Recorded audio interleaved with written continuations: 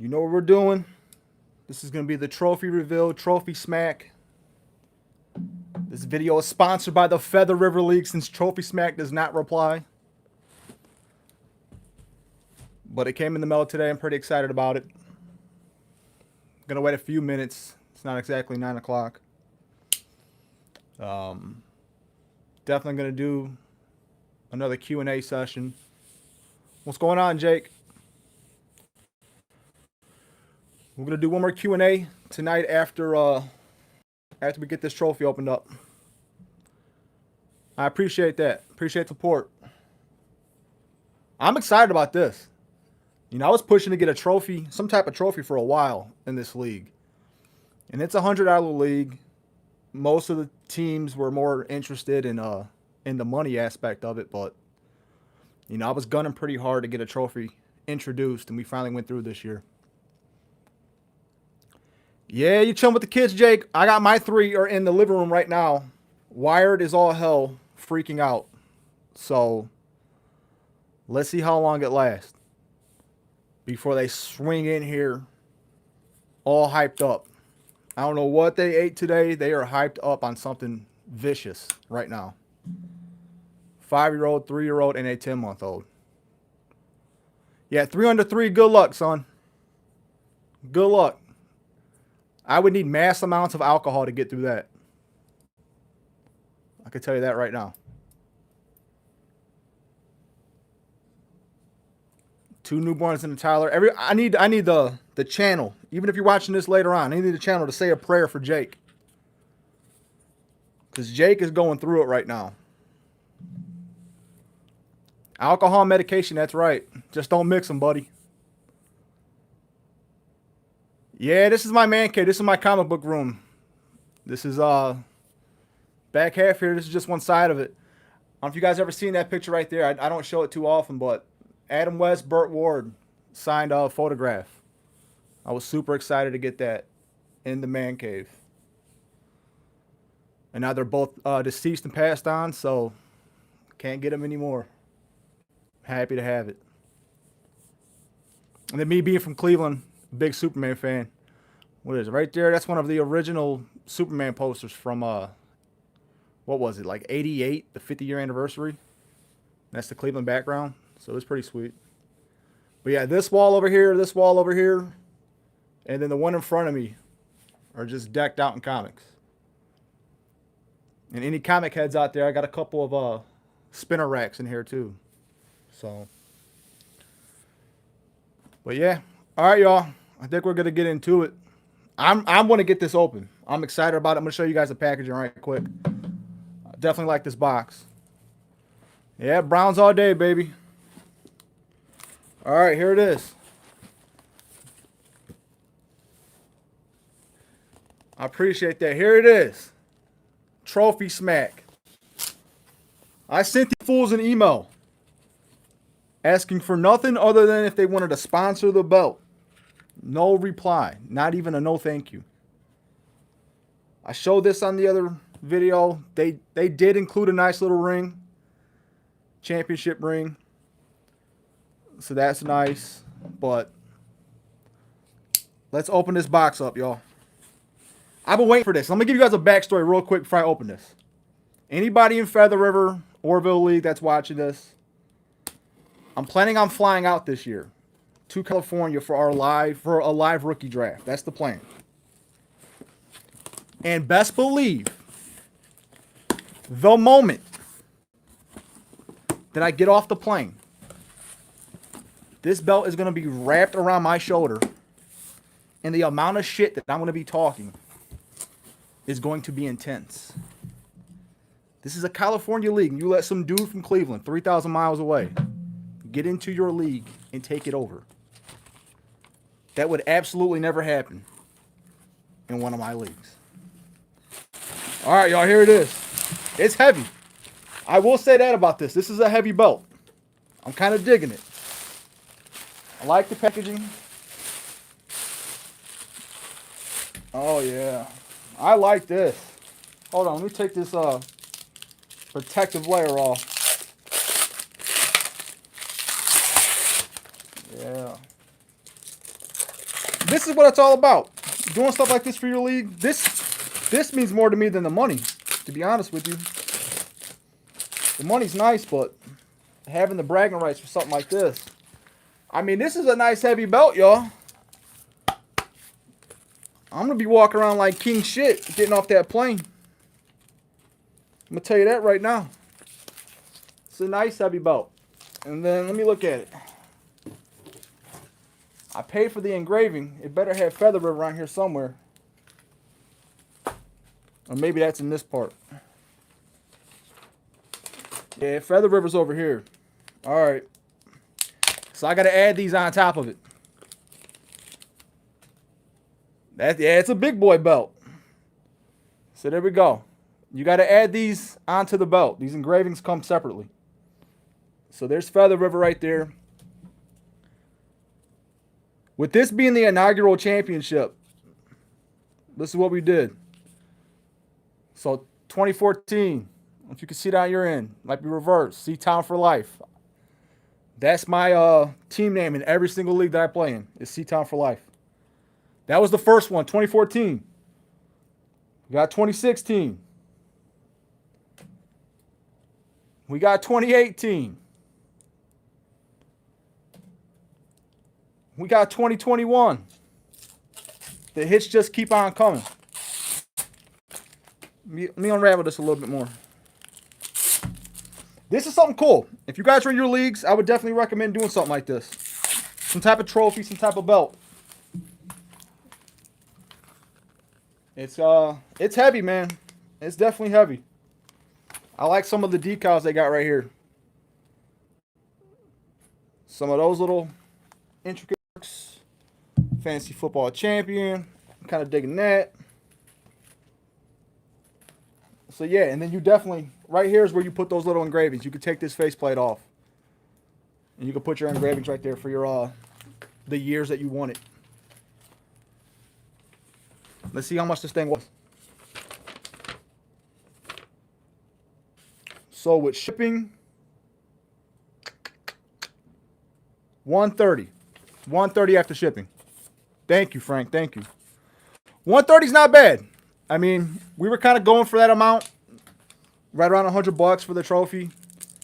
I ended up doing some research, found the belt, and decided it was worth a little bit extra money to get the belt. We voted on it as a league. Everyone agreed. And I'm definitely happy with it. And like I said, the moment I land, the moment I touch down in California, this is going to be coming off me with the plane. I'm going to tell you that right now. And I will be talking mass amounts of shit. Shannon, Shaku, Mikey, Devin, Zach, any of you listening, that's what you're gunning for. So, yeah, I would recommend it, y'all. If you're in leagues and you want to spice things up, get more activity going, introducing a belt, trophy, anything like that is definitely a good strategy to get your league more involved. I know it's a lot of uptick in terms of activity in my league this year when we knew that there was going to be a trophy or a belt on the line. There's a lot more activity. So, but yeah, that's it. I mean, you guys want to have some Q&A or just bullshit, I got a little bit of time until these kids get going. I can tell you that right now. So any fantasy questions out there, let's get it.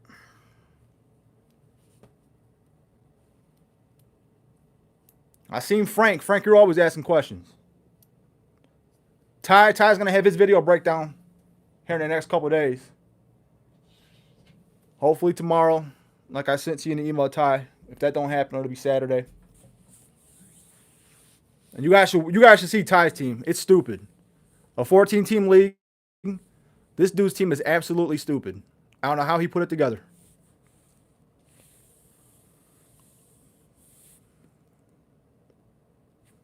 Hold on, Ty. Let me go back to that. That was a long question.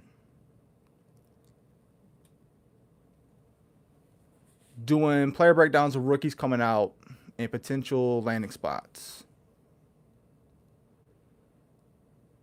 Fantasy fall off from that. Yeah, I plan on doing a couple of breakdowns.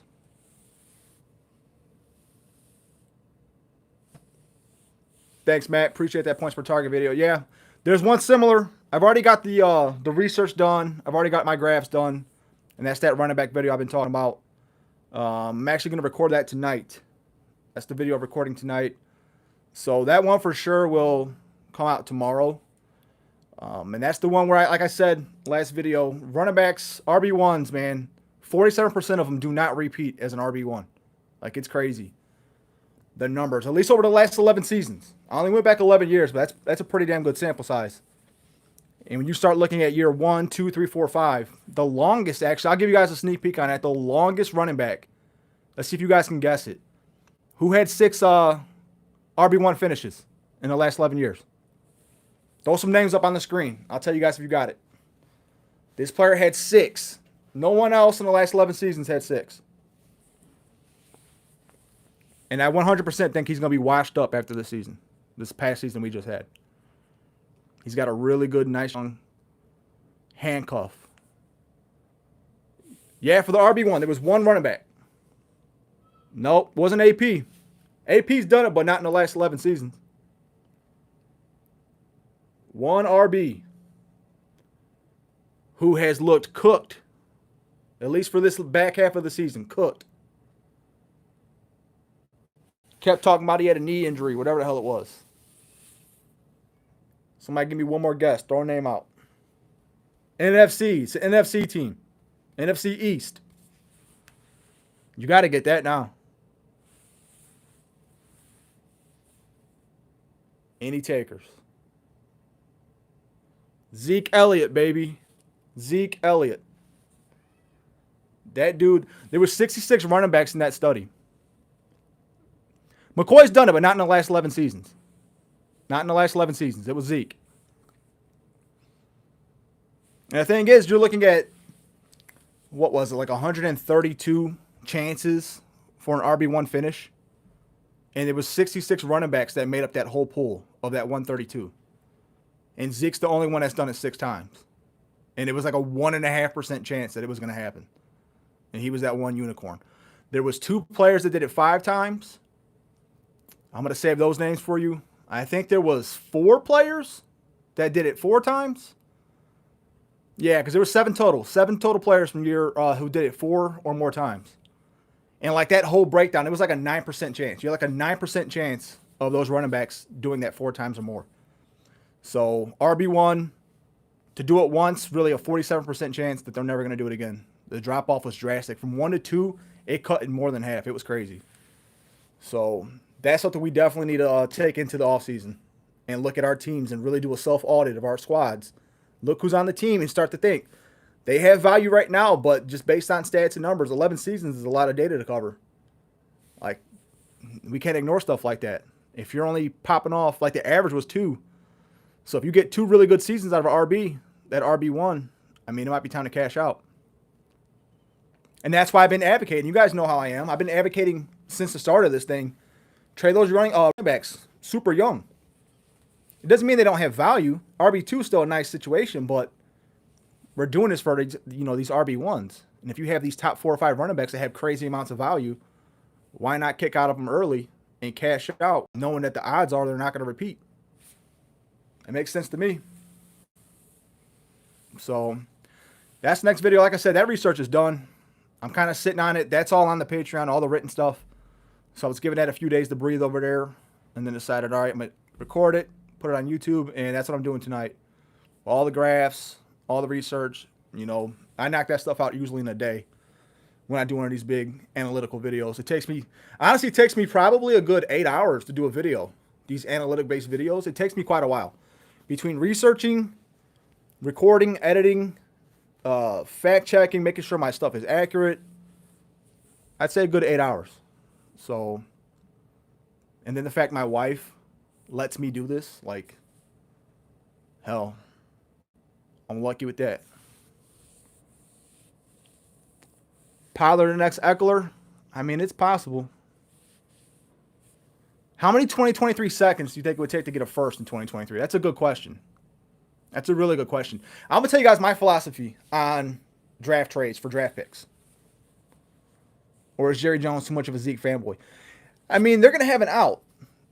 But Jerry Jones, he's kind of nuts, man. Like, he's already talking about Cooper. He's throwing Cooper under the bus left and right this offseason already. So we're going to see what happens there. I want to get back to that 2023 question, though, for the draft picks. My strategy, you're not always going to be able to hit on stuff like this. People aren't going to do these deals with you, and that's okay. But I stick to this value system, and I don't budge off of this. If someone comes to me and wants a first-round pick, well, let's say a second. So 2022, you want a second-round pick, right? Personally, for me, I'm not budging off. I'm not going to take a 2023 second. That makes no sense. Why would I move back one whole year for the same round? So if you want a second in 2022, I want a first in 2023 or 2024. That's how I like to upgrade my picks. I like to stack those third and fourth round picks, right, in one draft. So 2022, I might have 5 or 6 thirds, but the plan on that is I'm going to try to flip half of those into 2023 seconds or 2024 seconds. I'm always trying to upgrade that level of that draft pick. And to me, that's the only thing that makes sense. Like, I am not going to take the same round pick, but move back 1 year in draft. That makes no sense. So for that question in particular, how many seconds?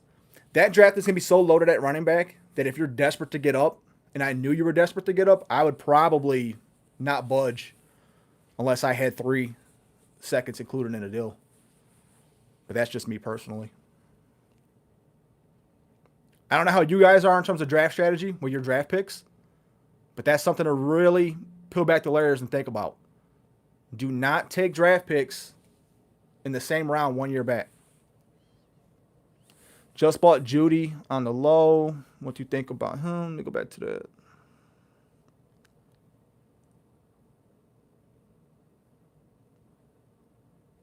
See, Judy, man, we keep hearing all this stuff. And damn, son got 5 firsts and 6 seconds. You're doing something good there. You're going to own that draft. But tied with Judy, man, I was going to bring it up a little bit in the video, but I'm going to tell you now. We're hearing a lot of smoke already about Rodgers, right? Rodgers in Green Bay. Maybe has his sights set on Denver. They did it before with Manning. And if that were to happen, I mean, Judy immediately goes into wide receiver 1 territory to me. He and Sutton. And a guy to go grab right now in your leagues that's probably a free agent based on the injury is Hamler. If you can go grab Hamler right now, slide him in on your bench, I'd probably be doing that just in case Rodgers goes there. And I'm not saying he's going to blow up. They have Patrick. They have Fant. There's a lot of mouths to feed in that offense, but injuries happen. I'd be stashing KJ Hamler right now. He's probably the only one of that bunch that's going to be sitting on waivers. And especially if Rodgers goes to Green Bay. I mean, I don't think he's going to, or not Green Bay, but Denver. I don't think he's staying in Green Bay. Not after what happened. And that's another thing with Devontae Adams. I mean, I got him in Feather River, the league that I just won that belt in. And I'm really having to consider what I'm going to do with Devontae Adams. You can't seem desperate right now. Right? Like, this is probably the offseason to trade him anyways. He's 29. He'll turn 30 in December of next season. So this is probably the offseason to move him anyways. But if Rodgers were to leave and Adams goes to God knows where, he's still going to be valuable, but he's not going to be what he was with Rodgers with that chemistry they have built up. You know, they make it look so efficient. That's not going to happen. So that's another player for sure for me that I'm in my own leagues. I'm trying to figure out what I'm going to do. I know I'm not buying him right now. He's been getting offered to me in one of my leagues nonstop. And they want players like Devontae Smith, first-round picks, Rashad Bateman that are sitting on my bench, and I'm not budging on that. I'm not doing anything like that right now. But this is a nice time to go, like Ty did. Judy, Cortland Sutton, Noah Fant. These players right now who have been down based on situation, we know they're talented. And that's the thing that I always preach, like talent always wins out. You shouldn't be basing players off a situation because situations can change. Teams can get real lucky and hit a quarterback, 3rd, 4th round. It happens. Russell Wilson, Dak Prescott. You see these players come in, they pop off, and these skill guys go straight up. So those players are definitely on my wish list if I can get them kind of cheap right now. Judy and Sutton. And Fant too. I mean, Rodgers isn't great with tight ends.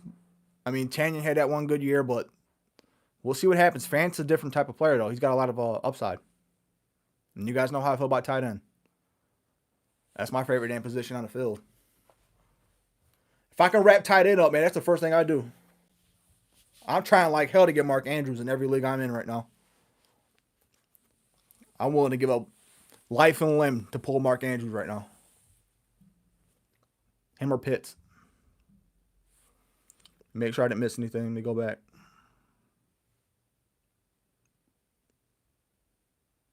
Yeah, Ty, those draft picks were crazy. I'm looking at them too. 6 first, that's nuts. And then that Pollard and Eckler question. I mean, we know Eckler was undrafted, right? And we know Pollard, 6th, 7th round draft pick. So the draft stock's just not there. But Pollard had like a 5.7 yards per carry this year. Dallas has a really good offensive line. They still have Dak. Even if Cooper leaves, you still have CeeDee Lamb on the outside. Schultz is there. I mean, the moment that Zeke is no longer Zeke, or the moment that Zeke gets dropped, whatever the situation might be, that could happen this offseason. I mean, Tony Pollard could absolutely blow up. He's somebody else I've gotten in all my leagues in anticipation of that happening. And you just seen, like I said, Zeke just ripped off 6 RB1 finishes in the last however long he's been, 7-8 years, something crazy. I mean, Zeke's a really good player. He has been. He's a little washed now, though, y'all. If you're sitting on Zeke, you missed the boat. You missed the boat last offseason, or maybe this past trade deadline in your fantasy league. If you're sitting on Zeke, there's nothing else you can do at this point. You just have to ride him out. Literally ride that shit till the wheels fall off. That's all you can do.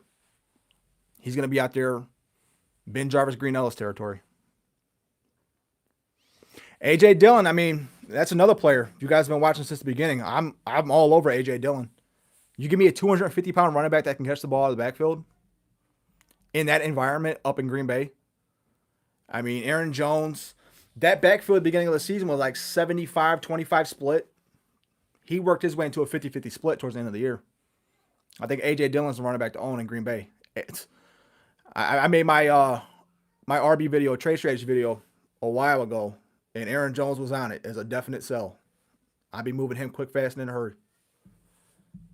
Super quick. Because A.J. Dillon's just a different breed, man. Like, dudes that big don't move like that. Like, he's built different. Big back, extremely athletic, and he can catch the ball. That's the thing I like about him the most. He's a complete back. A complete back. Like, all the crazy stuff we talk about with Derrick Henry, and I'm not comparing the two, so don't, but like same, like just these big burly backs that have speed and athleticism. Like, imagine if Derrick Henry was catching passes out of the backfield. Like, how crazy his stats would be. And again, I'm not saying that's going to happen with A.J. Dillon, but having a big back that you don't have to take out during goal line, short yardage situations, you can keep him in the pass down. I mean, he could absolutely blow up. He's somebody I'm all over. Unfortunately, a lot of my league mates have been watching videos and shit, so I can't go get him. So, my loss. Your gain. So, I don't know. You guys got anything else? Any trade questions? Player questions? Get them in. Before I got to go in there and round them up. Let's see. I can tell you guys what I'm doing in one of my leagues and what I'm working on. And I think it's going to be a good, interesting video for the channel. And that's taking a team. And I'm thinking about my Feather River team, okay? The team I just won the championship with. I am thinking about going into a full rebuild. Like, absolutely blowing the roster up. And I've got players like Adams, Stephon Diggs, DeAndre Hopkins, Travis Kelce, Joe Mixon, Miles Sanders is on that squad. But I've got a lot of older players. And for me, I kind of seen the writing on the wall, but I figured I had one more run in me. If I made the right moves, I had one more run in me, and that it panned out. I got the belt, the inaugural belt. That's what I cared about the most.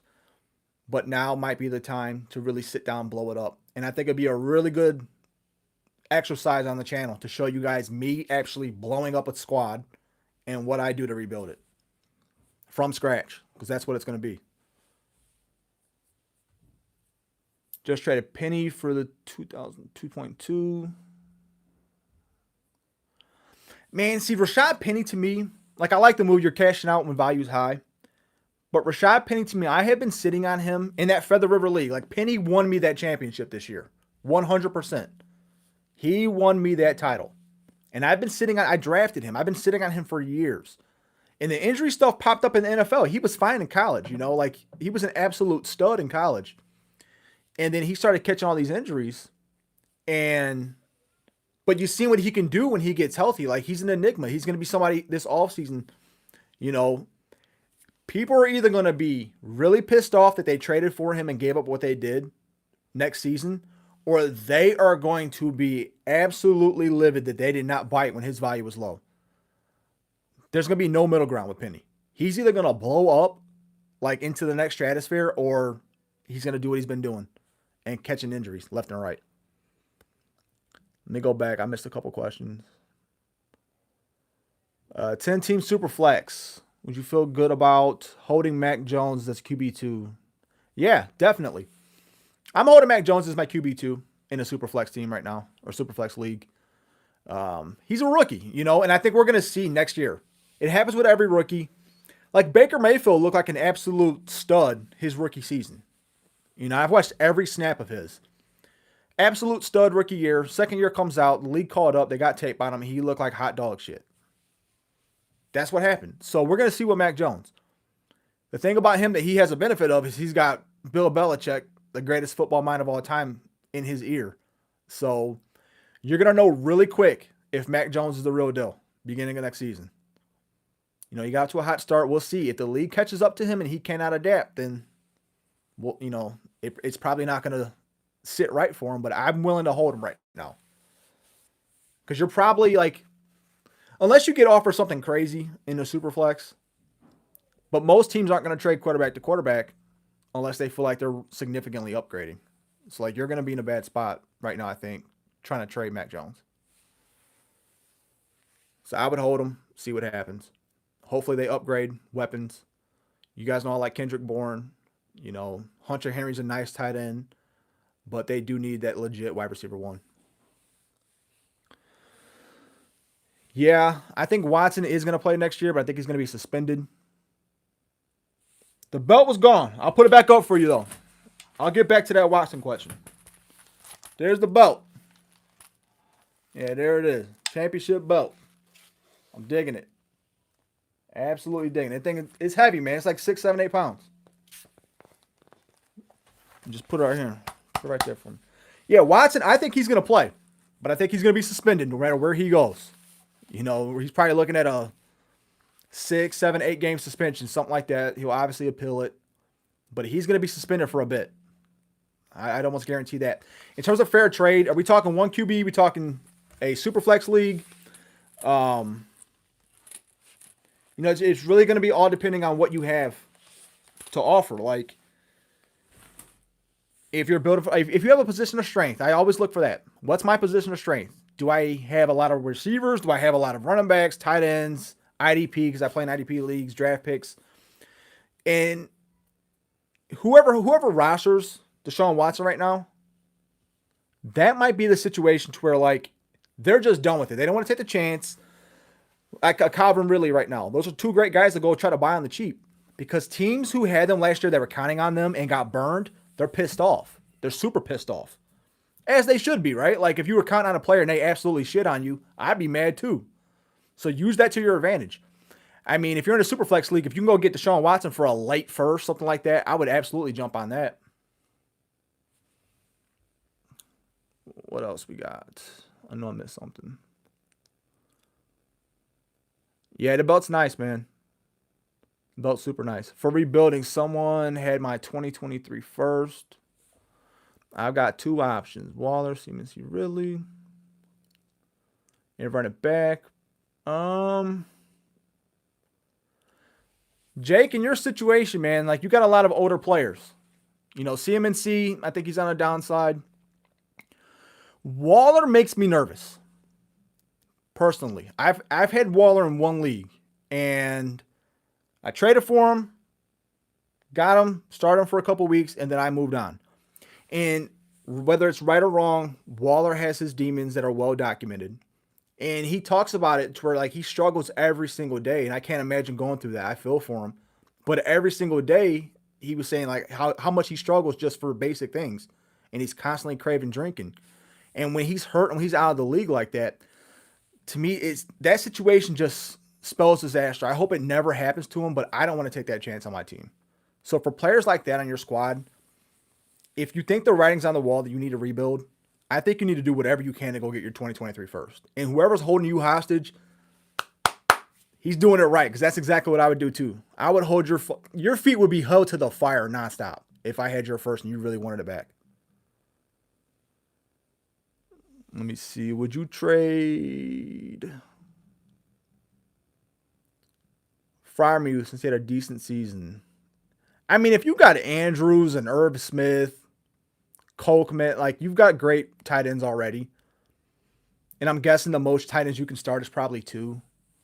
But yeah, I'd be looking to move FryMe in that situation. You have so much depth.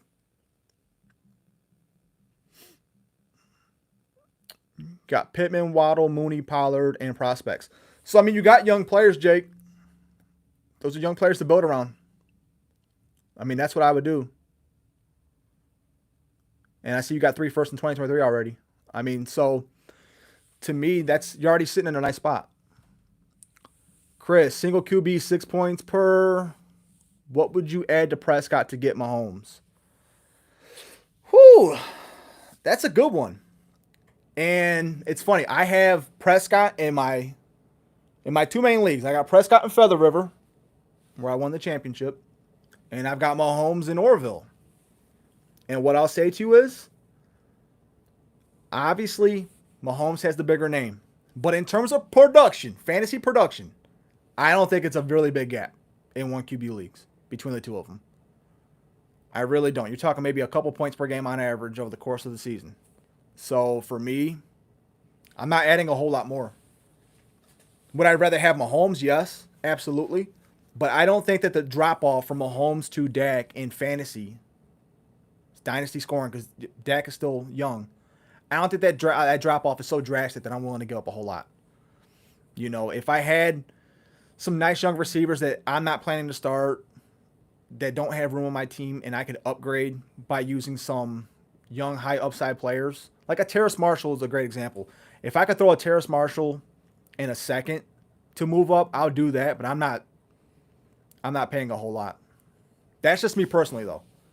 And to me, quarterback is a position that there's so much depth there, especially in a 10-team league, 1 quarterback league.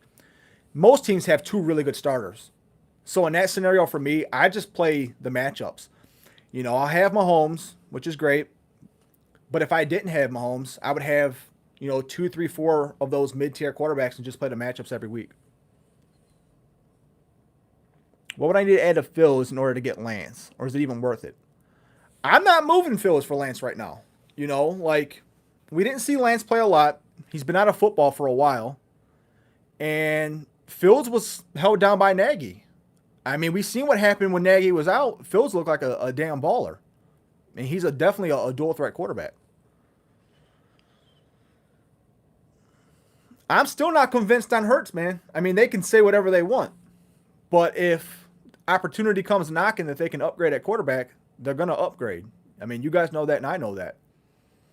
But with Hurts, I mean, in fairness, he's a young player.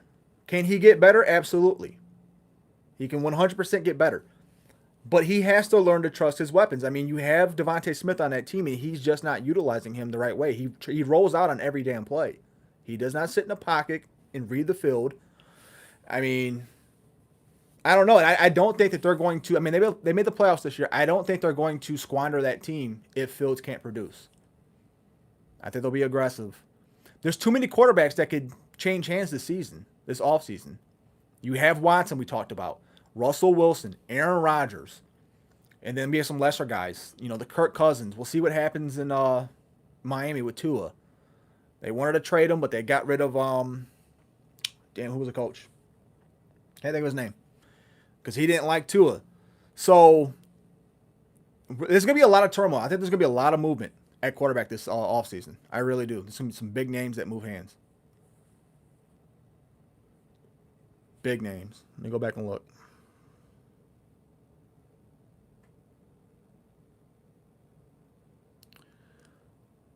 Court saying okay. I'm guessing you're trying to trade Hurts, trying to trade into a team that has Burrow and Lamar. Seems like he's leaning towards keeping Burrow over Lamar.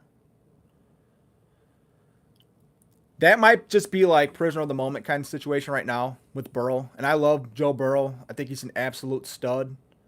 But in a fantasy league, yeah, give me Lamar Jackson.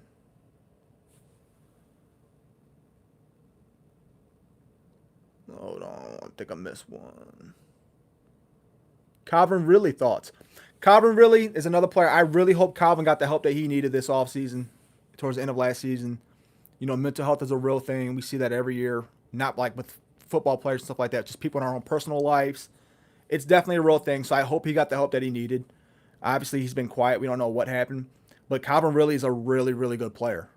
A really good player. He's still young. He's still in his prime. He's shown us he can be an elite wide receiver 1. To me, if you got him, keep him, hold him. There's no point in moving off of him right now. The value is so low. But he's also a player right now. If I can get him on the cheap, I'm absolutely going for it. And for me, like this 2022 draft, I'm not in love with it. If I'm sitting at the 110 to 112 range and I can dangle that out for Calvin Ridley, I'm taking that chance.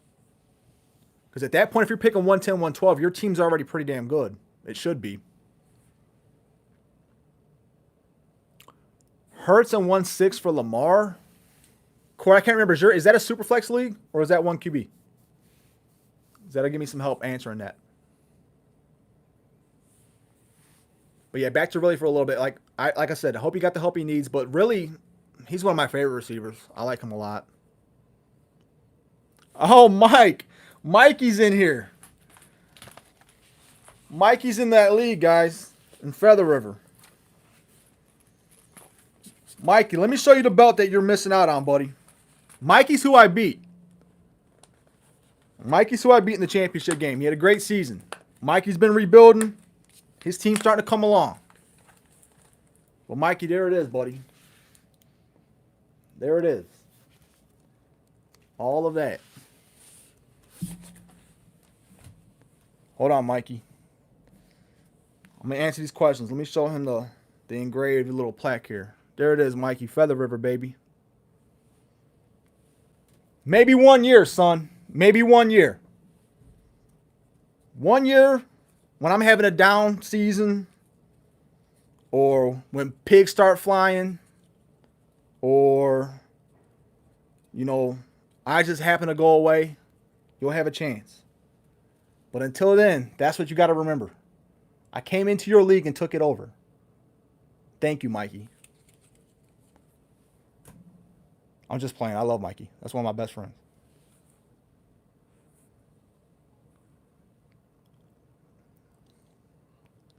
All right, let's see. I know I missed some of these questions.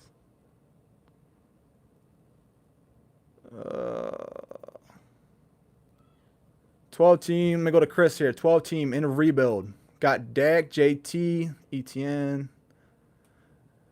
You got a nice squad getting brewing here, Chris.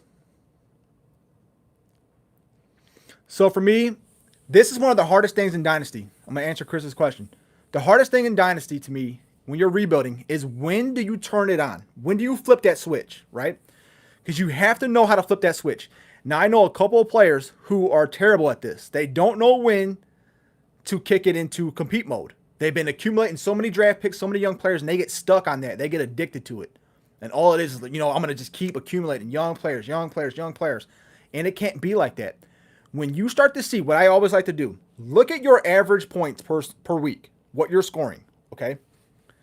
And look at where the top teams are at, the top 2 or 3 teams in your league. And if you're within like a 15-point, 20-point range of them, it's time to strike, because your young players are going to naturally progress, right? Season over season, they're going to get better. If you can tell that your team is starting to traject that way, even if the wins aren't stacking up, let's say you're 20 points off the high average, but you went 4-9 this year, or whatever the hell it might be now, 4-10. If your team is sitting in that situation to where the wins aren't stacking up, but the points are there, it's time to flip the switch. You cannot get caught and stuck into this mode where you're just going to constantly rebuild. And Chris, with your team, what I would do, man, like, you're already sitting kind of nice right now. I think you're ready to roll. To me, you might need a couple of vets, young vets. And I always advocate for that too. Like, If you see young players that are producing and you have these first-round picks, especially if they're not top 4 or 5 first-round picks, why would you sit on these draft picks if you can go trade for a young vet that you know is going to produce and produce for the next 5 or 6 seasons? Like, you have a much safer chance of doing that than sticking in the draft. In the beginning of a rebuild, we have to sit there and accumulate all those picks. But for now, hold on.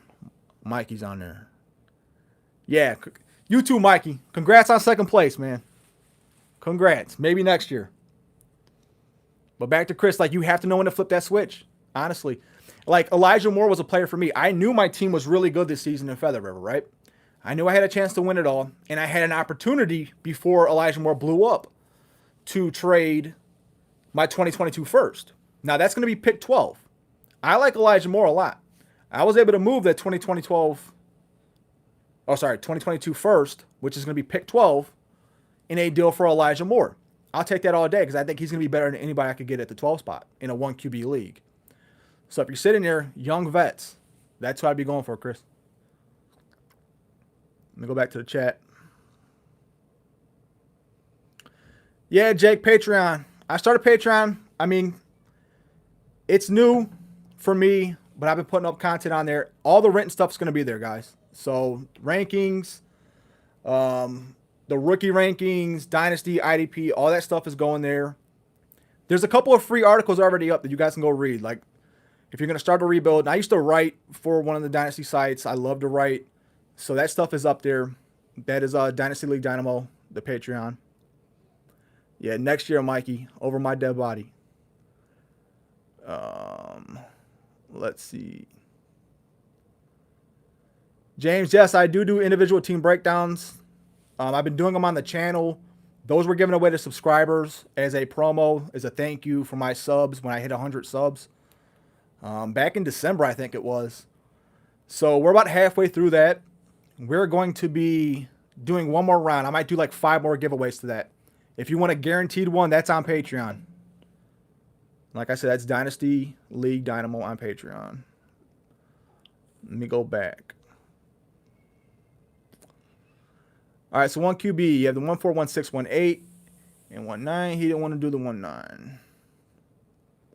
I mean, you just work your way down from there. If you have all those picks, just keep working your way down. You start at the 19, just keep moving.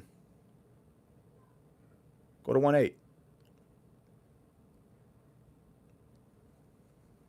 What else we got here? Yeah, I'll do all my Dynasty IDP, Chris. So I'm planning on doing some IDP rookie drafts. And I don't know what your guys' strategy is for rookie drafts if you're in IDP leagues. If you're not, I can break it down for you. It's real simple. Elite linebackers are going to go early to mid-second round. Elite defensive ends, the Myles Garretts of the world, those guys go early second round. These are 1 QB leagues.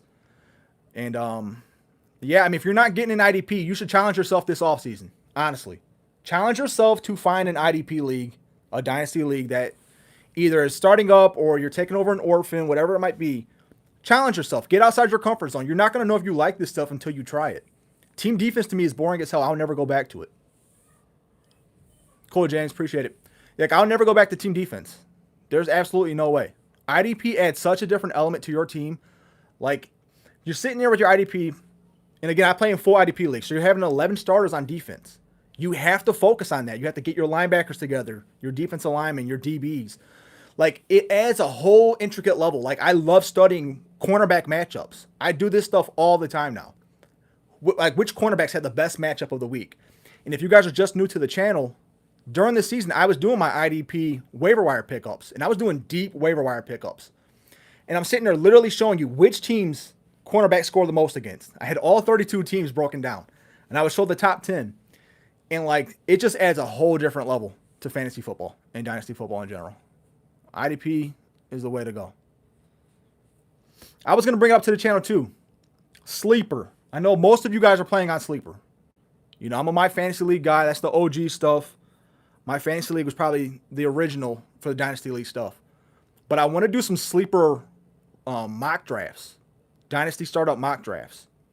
So I want to do that with some people on the channel here, some of the subs.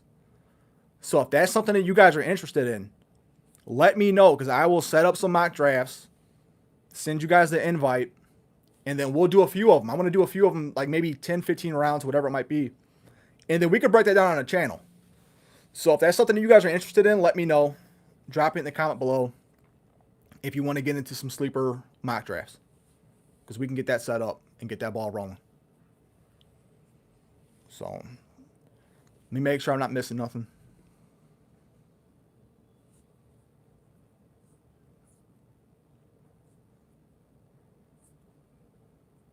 I think I'm caught up. If I missed anything, it was not on purpose. I think I got all of it. So yeah, if you guys got any final thoughts, Amari and Ertz. Hold on, let's see what that is. All right, we got one coming in, I think. All right, Chris, you're in. Cool. Send me an email. Who else I see? HK, send me an email. You guys know where the email's at. The About Me section. Send me an email. Put your name on it. And I'll get some of that stuff set up. For T. Higgins. Oh, man. Hold on. It was Amari and Ertz for T. Higgins. Someone's trying to rob you. Jake, you're down for a mock. Go ahead. Send me that email. We can get things rolling. I would like to have as many people as possible. Thoughts on Rondell? Amari and Ertz for T. Yeah, that's a pretty gross trade. Rondell. We're going to see because Hopkins, man. I think Hopkins' injury this year really impacted Kyler. You know, Kyler was looking really good in the beginning. Hopkins goes down, and Hopkins is to me, he's a generational receiver. He's so elite. He's so good at what he does. And he's been quarterback proof. Before Watson, imagine think about all the bums that Deshaun Watson had throwing the ball to him. Like Brock Osweiler and players like. But he's always put up numbers, man. And when he went down, Kyler did not look the same. So we're going to see what Rondell. They need to use Rondell more in space. You know. And I like Chase Edmonds, but I can see an avenue of Rondell filling kind of like that short yardage role. And not in terms of carries, but, you know, catching these little 3-4 yard bubble screens and just stacking up. Yardage that way.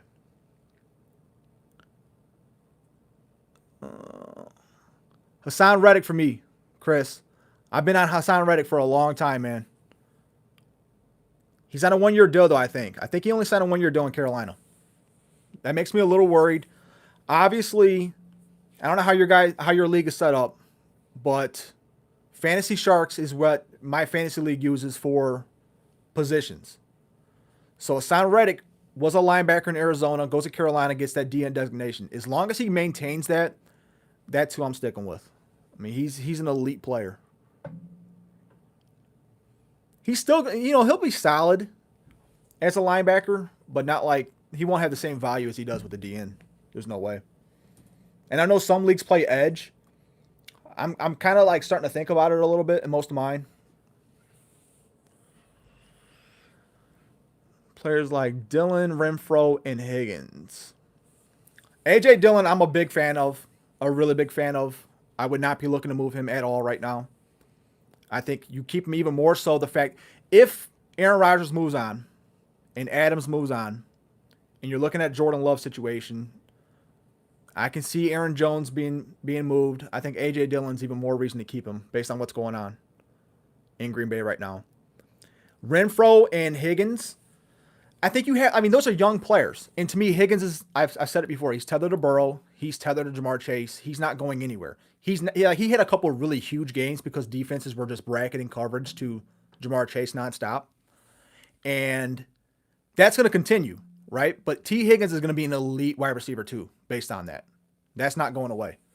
And Hunter Renfrow, he's under the radar, man. He doesn't get enough respect. He really doesn't.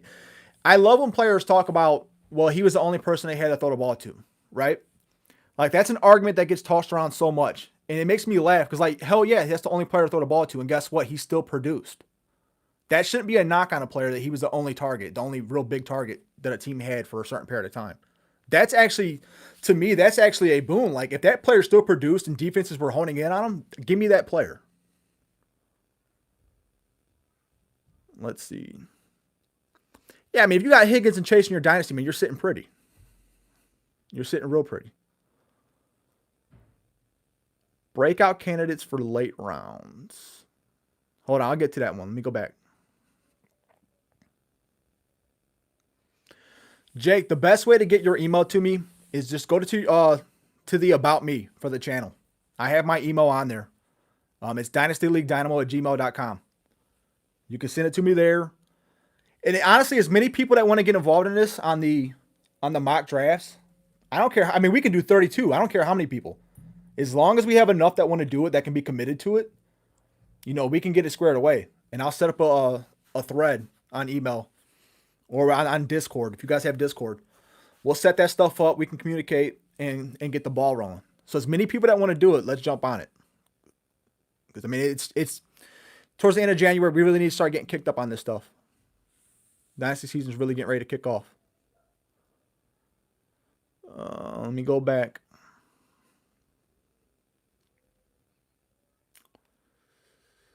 Are you buying that last game from? So, like, Smith Marcette was a player I liked in the offseason as a rookie. I liked his tape a lot, We're going to see, like, Adam Thielen, he's basically a red zone threat at this point. There's a new regime in Minnesota. The new GM just came from Cleveland. I can absolutely see him cutting bait with a lot of those older vets. So there's an opportunity for Smith Marcette next season. And a point to that, especially the players in Superflex leagues, go get Kellen Mond right now, man. He's probably, in Superflex, he's probably not on waivers. Most savvy Superflex owners already have him rostered. But he's sitting on my Dynasty taxi squads right now.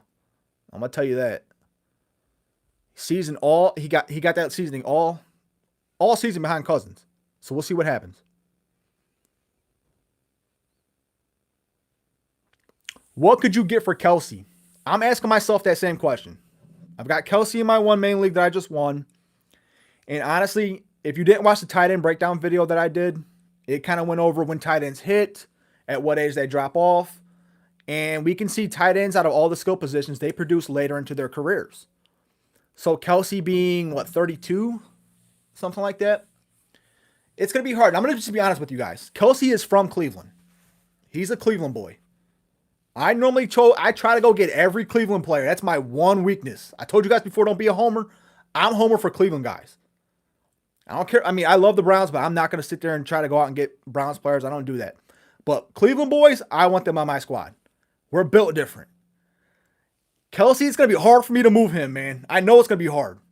It's going to have to be a deal where I have to take the phone to my wife and be like, please just hit accept on this trade. Because I can't do it. I can't bring myself to do it. That's how that's going to end up being. But for me personally with Kelce, you have to go target a young receiver or a tight end. That's it. You have to go get somebody with elite upside. Because I think Kelce's going to have another couple of really good seasons. And if you're smart about it, you're already succession planning it right now. You're getting your tight end of the future locked up, squared away right now. While Kelce still has his value and he's still producing. Let's see. Frank, the Patreon link. It's just Dynasty League Dynamo at Patreon. I don't have it on this. I'll put it on the description though, once this video goes up.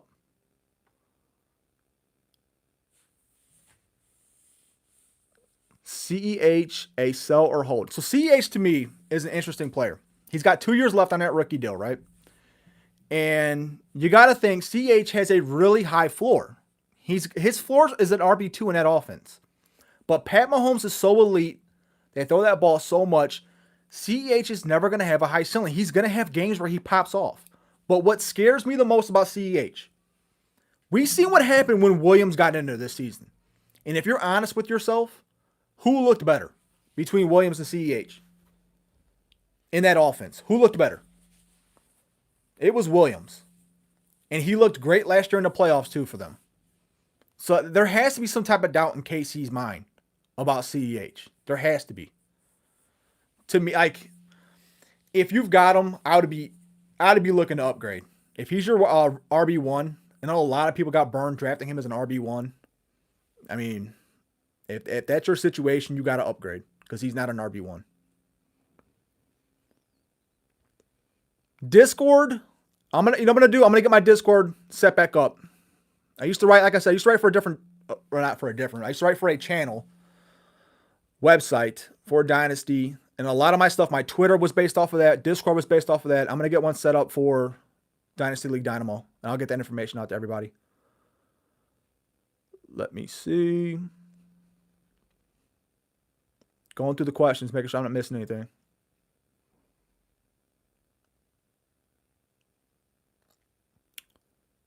So, my rookie mock stuff, my mock draft stuff, that's all the written content will be going on Patreon.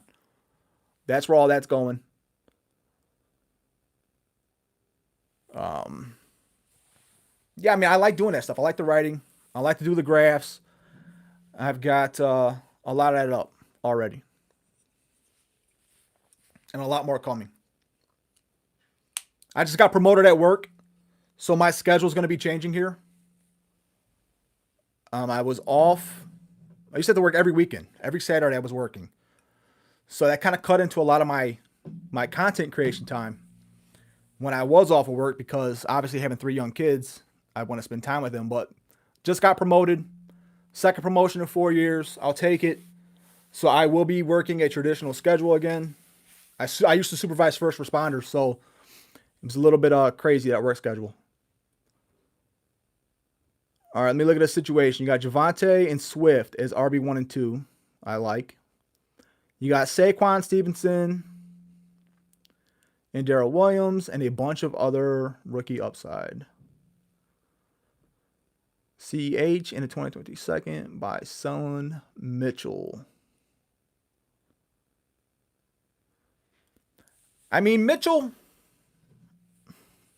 here's the thing. Any running back in that offense, a Kyle Shanahan offense, is going to pop. Any starter. They all have value. And that's why you've seen players like Trey Sermon. Like I brought it up in a video before, what I got for Trey Sermon, and a couple people were like freaked out. But like, you guys got to remember, my rookie drafts happened a week after the NFL draft. And Trey Sermon was a 3rd round pick that they moved up for, right? Shanahan's never moved up for a running back. He moved up and got Sermon. And Sermon, whatever you want to say, he had nice tape. So there were players in that league, especially being a San Francisco area-based league, that absolutely wanted Trey Sermon, and I cashed in on that. Mitchell, though, has gotten hurt a lot this year. He was hurt quite a few times. So I'm not completely sold on Mitchell myself. So, I mean, in that scenario, you might be safer with a CEH with the running backs that you have, but the upside is definitely with Mitchell.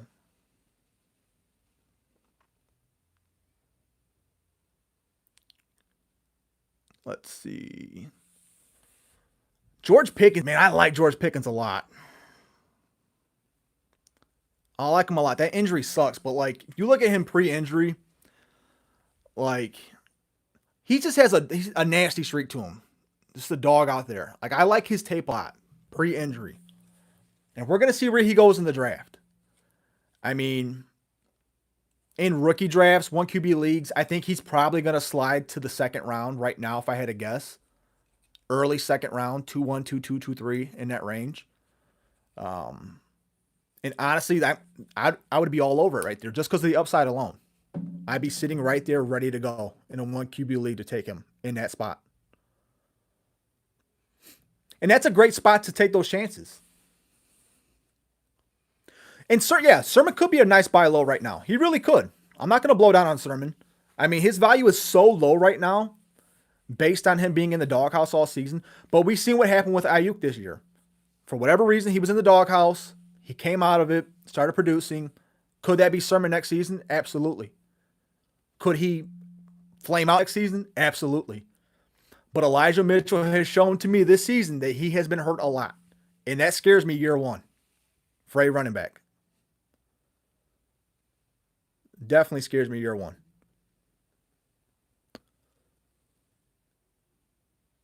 Yeah, look, you got Sermon there too. Let's see. HK, keep it up, man. We need more. We need more people like that. So the guy with Pitts in your league is willing to give up Pitts. He's stupid if he's willing to give up Pitts, but let me keep reading this. I have the 1, 2, 1, 4, 1, 11, 2, 3 this year, and 4 first next year. Got Dylan, Javonte, Tay Chase, Deontay, Renfro, Smith, and I mean, your team is stacked already, dude. You've got a great Gamer, you got a great squad already. If the dude's willing to give up Pitts, you need to go smack him upside the head and go get him as quickly as you possibly can. I'm going to tell you that right now. So I don't know what he's going to want off your squad, but tight end is the one position that you need to lock down immediately. What's up, John? No worries, man. Appreciate you being here. No worries. Hey, man, don't worry about the questions. I'm glad you guys are asking. It makes it fun for me. Ask as many as you want.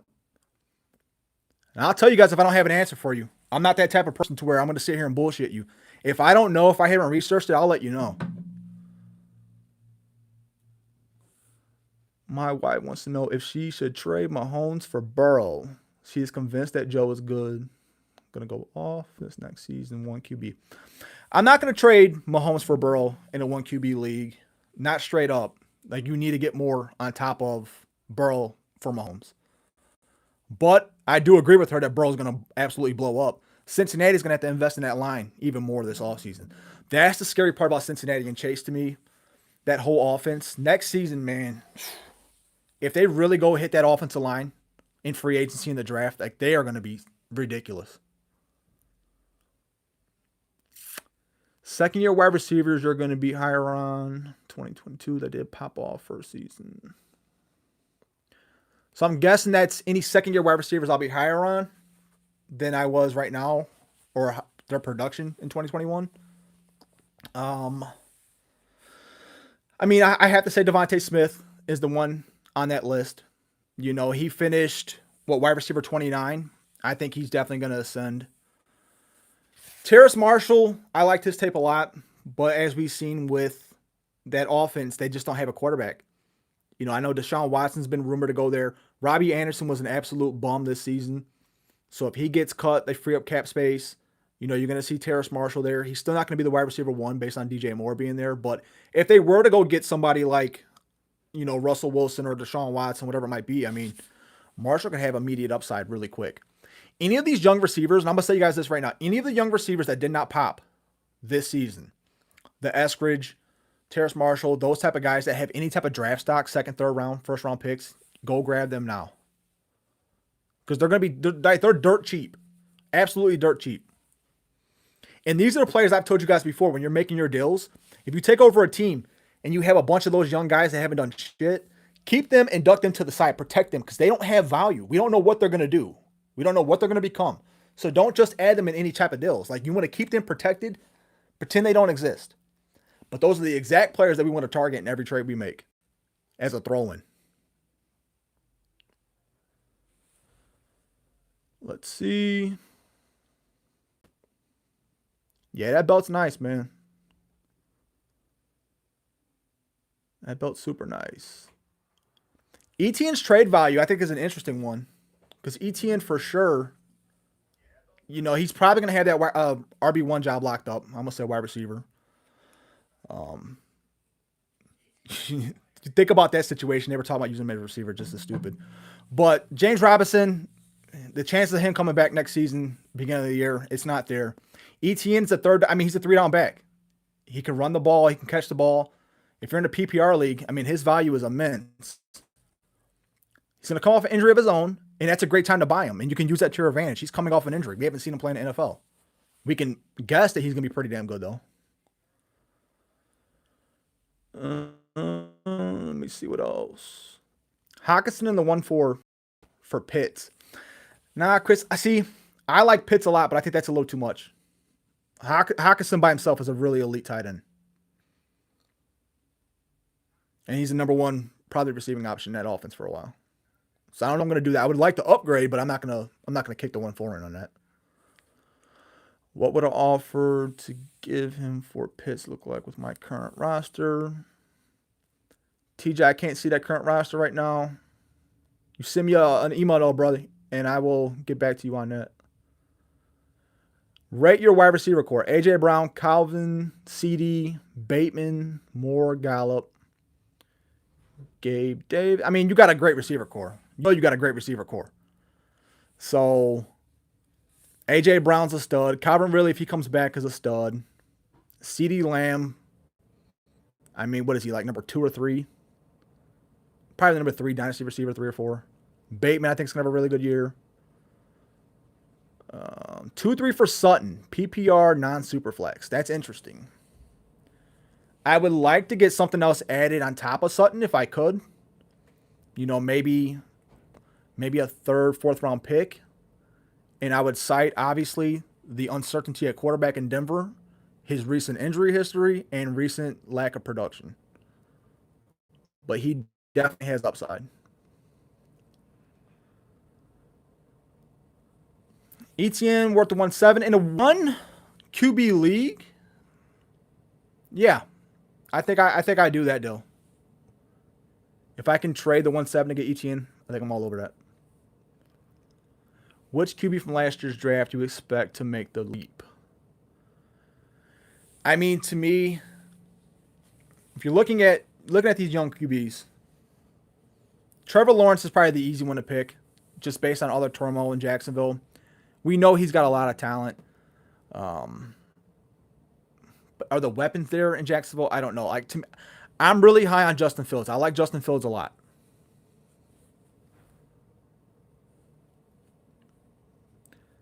You traded Terry and Sutton for the 1-2 and Gallup. Sir, you just robbed somebody. Absolutely just robbed somebody. Yeah, TJC, man. It's just hard to go back to it. I seen that you wrote it. There's just... hold on.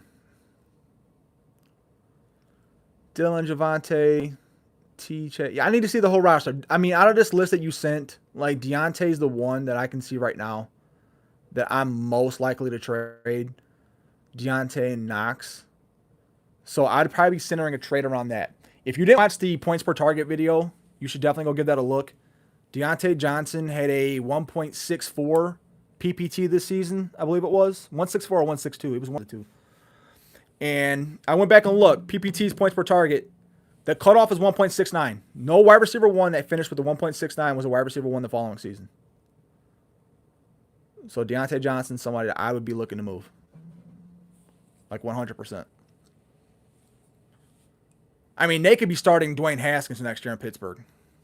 I want you to think about that. They put an original round tender on that dude. Or damn Mason Rudolph. Yeah, man, go watch that video. That PPT video. If you guys haven't watched that, that was an interesting dive. Was that PPT video. That allows us to look at ascending players and descending players. 100%. It's a really good indicator of future success. Or lack thereof. There's a couple of guys on that list that I'm starting to think about in terms of sells. Stephon Diggs being one of them. He finished with the 1.74 PPT this year.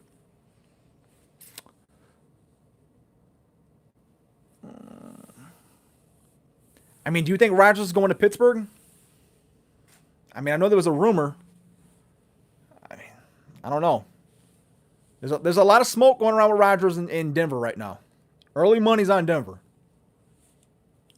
So, I think Denver just hired his former OC too, didn't they? Was that Denver? I think it was. I think Denver just hired his former OC. So, it'll be interesting. Allen and Hurts, 1 QB. My RBs are Jacobs, JK.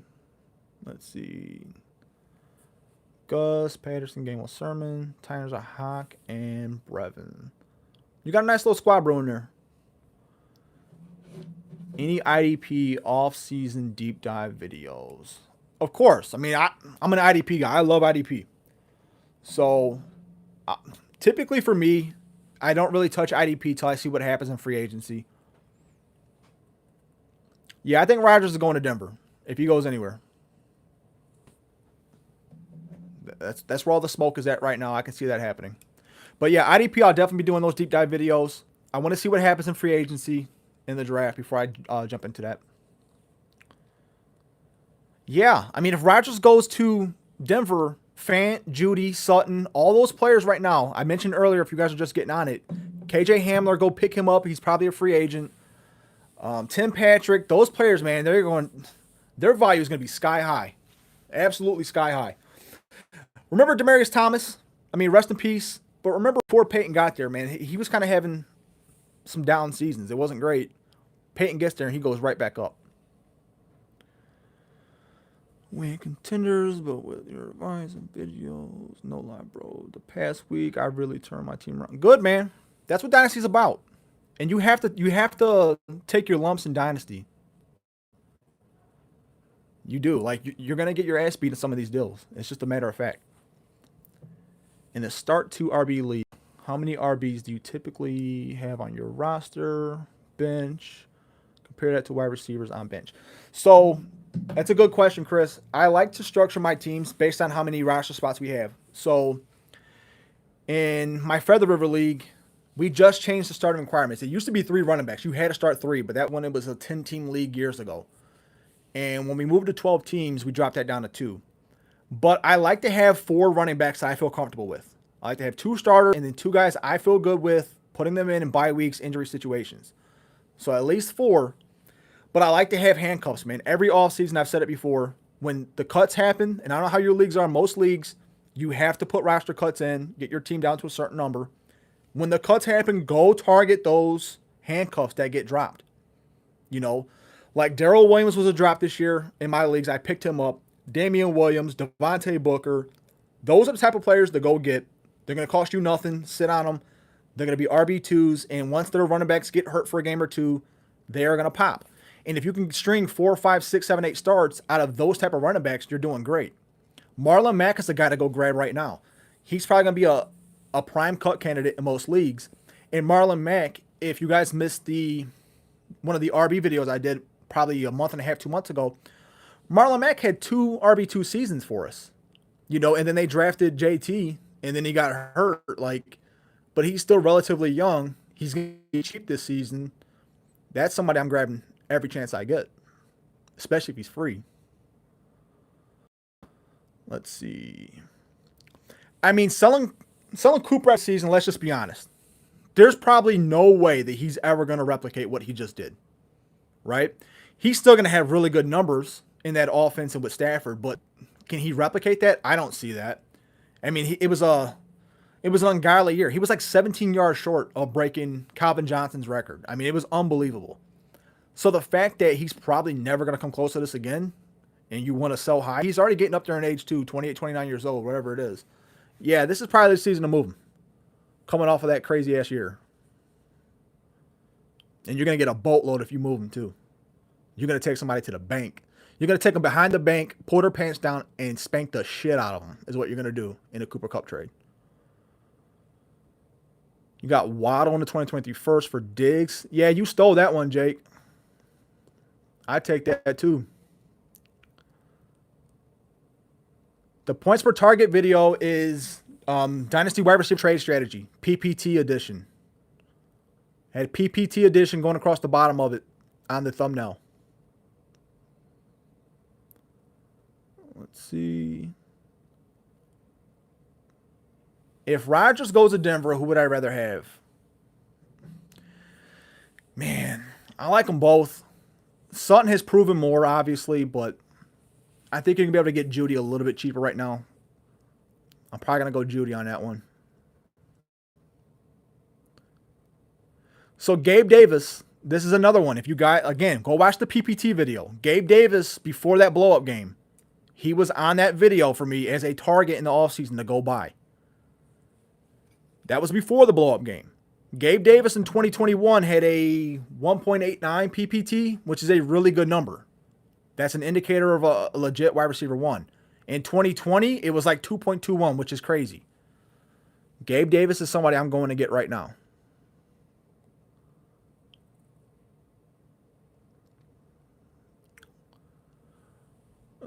With Muth in the 1-4 for Pitts. I mean, Court, if you can pull that off, you know, Muth, and it's not like FryMe is a bum. FryMe has talent. If you can pull that off, I'm probably doing it.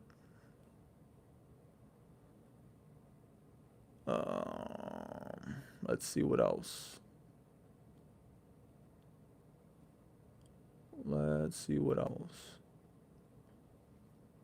No, man, Gabe Davis is somebody I'm going to go get. Definitely somebody I'm going to go get. Yeah, quite. If you don't have Pitts, I'd go get him. I mean, rookie tight end putting up 1,000 yards. And again, this is something that's hilarious to me. Yeah, he didn't have Cobb and Ridley drawing coverage, right? Who was the wide receiver 2 this year after Ridley went down?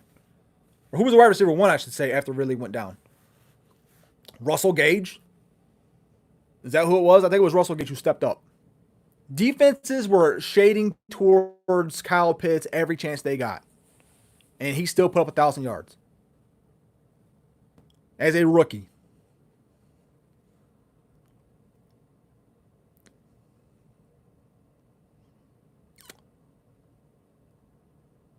Let's see. Yeah, Bourne was also on that PPT video. Bourne had a really high PPT this season.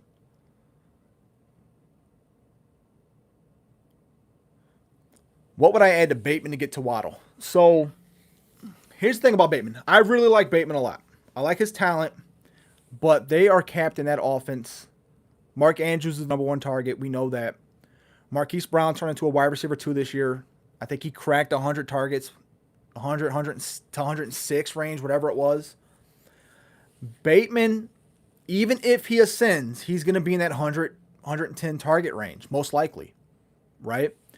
And if that were to happen, he would really have to be putting up crazy numbers for me to consider him a borderline wide receiver 1.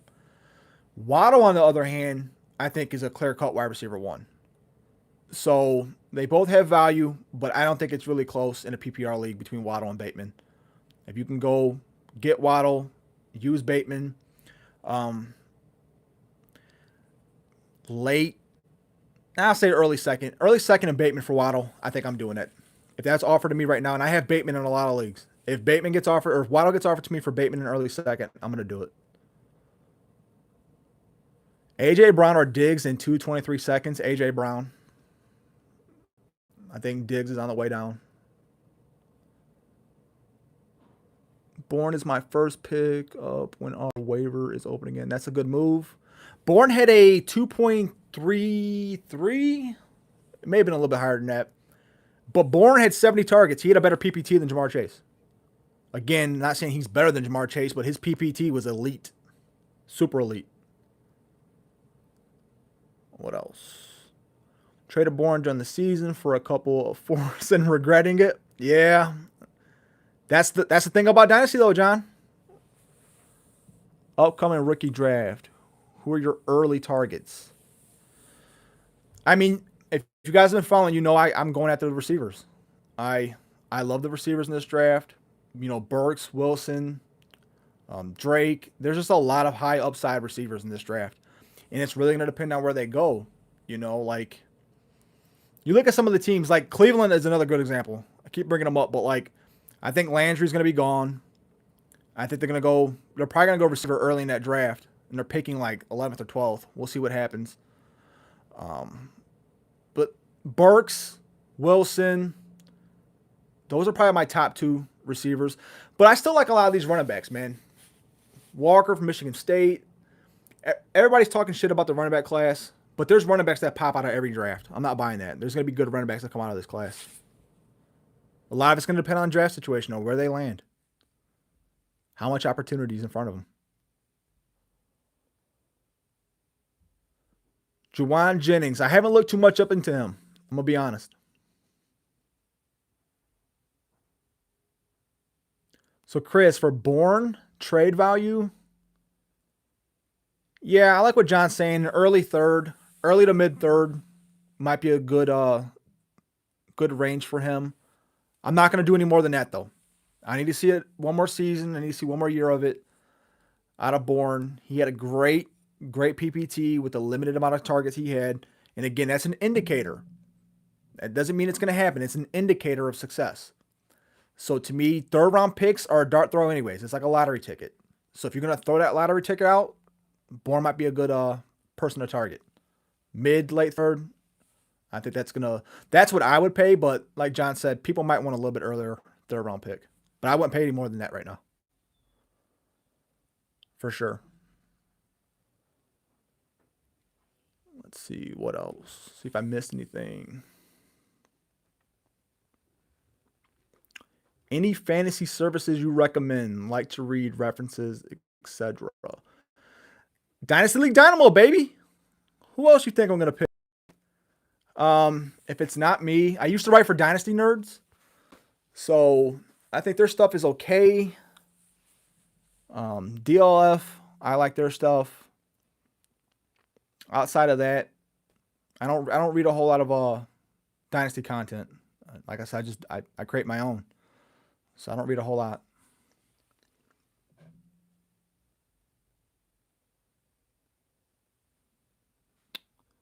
Let's see.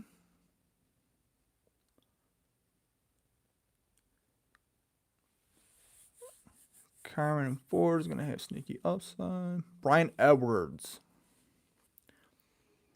I mean, do we think that Carr's getting traded this offseason? I know he's a hot name, a hot rumor that he could possibly get moved. I'm not convinced that he's going to be moved. But if he does, I mean, Edwards is going to kind of take a hit, but I think you just hold on to him.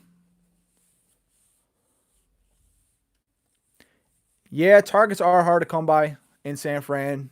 I mean, he's got so many people in front of him. You're looking at Debo, you're looking at Kittle, Ayuk. There's just a lot of mouths to feed in that offense.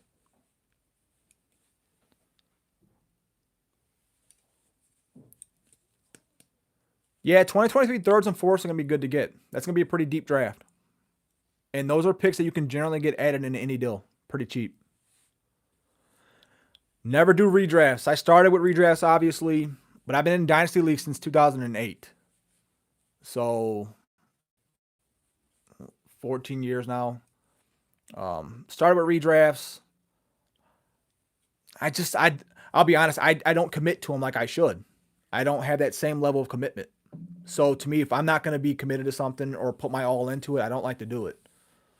And that's how I feel about redraft leagues. I would much rather do my dynasty.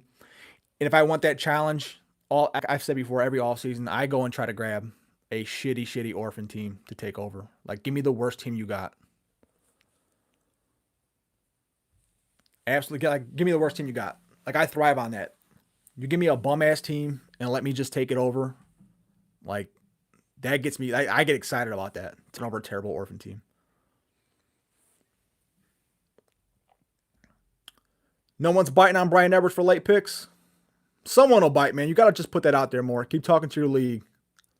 And you might have to do stuff to where you're including Edwards into another deal that you're working on, but you're asking for a late round pick included in that deal.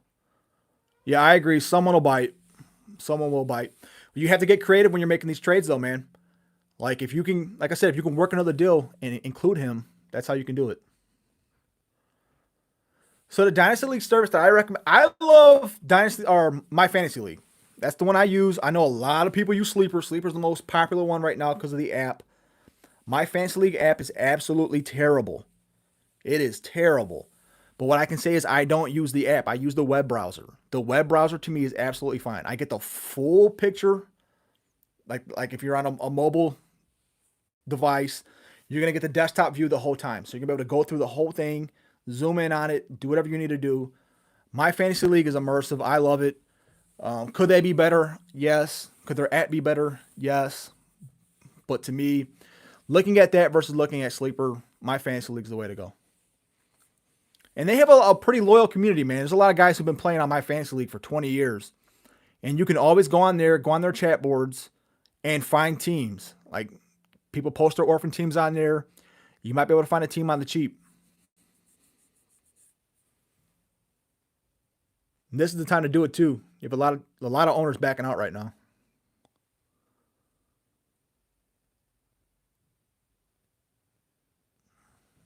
Let's see.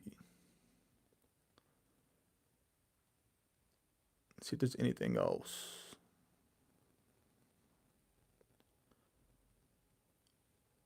This ain't fantasy flock with Mason.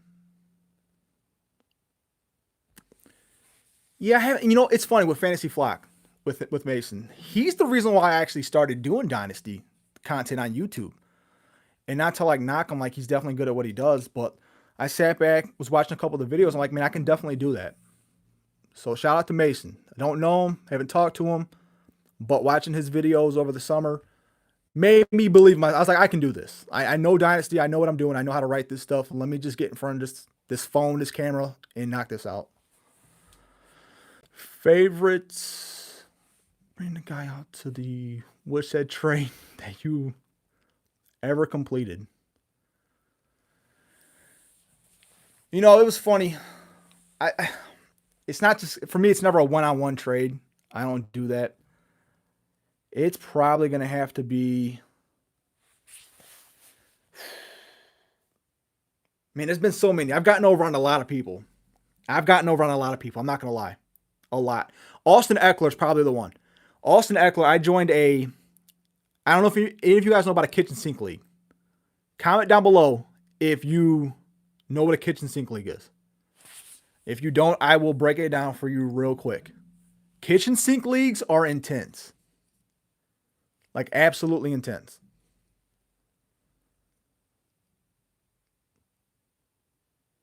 Let's see. But yeah, kitchen sink leagues are dynasty leagues that have everything included in them. Okay. So you're going to have contract years for your players. You're going to have salaries for your players. They're typically IDP. Some of them are super flex. I mean, they are like you're running an NFL team. And I got into this league, Ground and Pound is what this league was called. I don't know if I have it still. Let me look. This is my little section of collectibles over here. But my daughters like to come into this room and grab stuff and run away with it. And I'm guessing that's what happened to this trophy. Anyways, I got to this league, first year in it, took over a rebuild. I won the championship first year in that kitchen sink league. And a lot of it was due to Austin Eckler, getting him absolutely dirt ass cheap. And it was like a trade. It was the season he blew up, right before he blew up. And I think the guy who was trading him had to shed salary. And for whatever reason, Eckler had like a $4 or $5 million salary in that league before he blew up. And he needed to get under the salary cap. So I came calling. I was like, look, man, I will give you like a back and second round pick for Eckler. And I will take no salary back. Like I'll take all $5 million. I'll absorb it. You can get under cap because you had to get under cap before the rookie draft. And he was desperate and he took it. So that trade for me, a late second round pick in like a 16 team league, and it turned into Austin Eckler, and I won the championship that year because of it.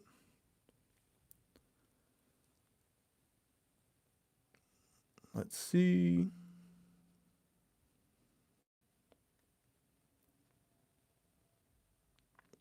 Kitchen sink leagues are fun, guys. I'm telling you, if you like Dynasty, again, I said earlier, challenge yourself. If you don't do IDP, do an IDP league this year. If you're not in a Superflex league, try Superflex this year. If you've done all of that and you feel like you've conquered it all, look for a kitchen sink league. It is everything. You have a certain amount of draft years, or not draft years, but contract years. You might have 120 contract years that you have to divvy out to your whole team. And you have a salary cap, like you have to stay under the cap. All of that stuff wrote into one. It's a really, really fun experience. But it's demanding. You can't just jump into that league. You have to be committed to something like that. Like 100%, you have to be committed to it.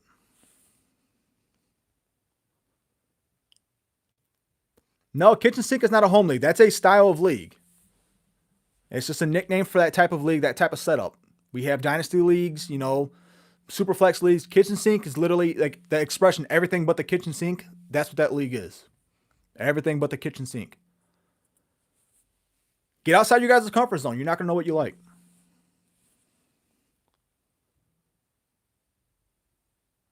Get outside your comfort zones. That's what I'll say. Let's see what else.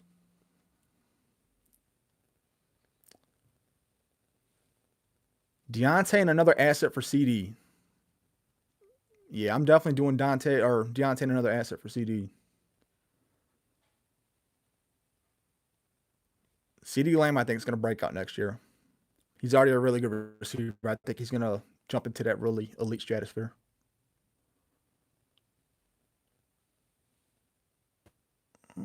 Let's see what else. Anything else? What do you even find leagues like? My fantasy league, man. That's where the OGs of Dynasty play. I'm telling you guys. Sleeper is new. And I'm not knocking Sleeper. You know, there's a lot of things about Sleeper that I like. But you want to get in some intense OG leagues, my fantasy league is where you need to go.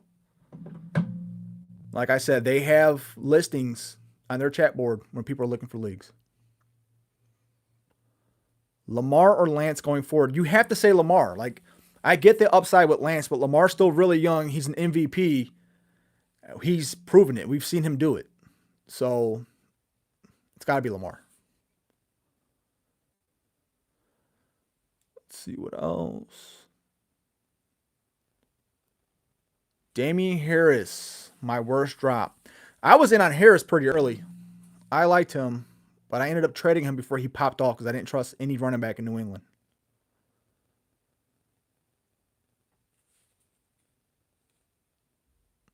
Like, at all. Yes, Jason, yes. IDP, I'm an IDP fanatic. You want IDP, come talk to me. I play in deep IDP leagues. Cut off for a 2022 first, for a 2023 first. I mean, if you're sitting on a top 5 or 6 pick, you're probably not going to do it. But if your team is competing now and you've already got good talent spread across the board, then I 100% am shopping my first round pick in 2022 to try to grab some more picks in 2023. If you're sitting at 8, 9, 10, 11, 12, that risk is worth it to me. Trade Keenan Allen, James Robinson, and 111 for CMNC. I mean, there's risk all over that trade. All over it. I'm probably not doing that. Tyler Johnson's a nice sleeper for next season. If Brady's back, Tyler Johnson's a really nice sleeper next season.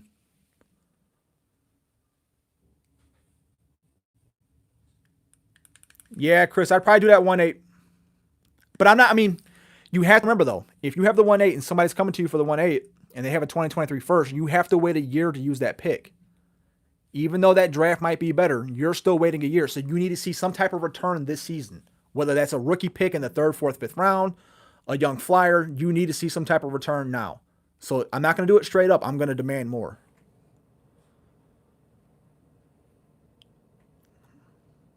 Yeah, you got to go Lamar on that trade. I see someone else commenting. Any of your wide receivers? I see Debo, Higgins, Terry, Claypool, Bateman, Sutton, Bourne. You got a nice receiver room. You know, you have really good players across the board. You've got Debo, who I like a lot. Higgins is a really good wide receiver too. Scary Terry's a nice wide receiver too. I think you're sitting pretty there. I wouldn't be itching to move any of them. Sutton, we talked about it earlier. If you're just getting in, what happens if Rodgers goes to Green Bay? Sutton's going to be a stud. So I think you sit on those guys, man. I wouldn't move any of them. Bourne, another player we talked about earlier, an elite PPT this year. Do you trust Renfrow to repeat? I don't know if Renfro's going to be a wide receiver 1 next year, but I think he's going to have, wide receiver 2, I can see that happening again. I don't think wide receiver 1 is going to happen again. 3 2022 first. Okay, well, where are you picking at in 2022? Let me know where you're picking at, and I'll let you know. I'm not looking to sell James Robinson. I'm looking to buy James Robinson. His value is so low right now. Like, what are you going to get for him? We don't sell players when their value is extremely low. That's when we're looking to buy them. If you can get Robinson on the cheap, go ahead and do it. The league is moving to 2 running backs, 100%. And if you can grab Robinson, who's going to be like that first, second down back, there's still a market for ETN. Like, he still can thrive. You look at what Chubb and Hunt do. There's a lot of teams that are employing 2 running backs now. So if you can get Robinson on the cheap, I would go do it.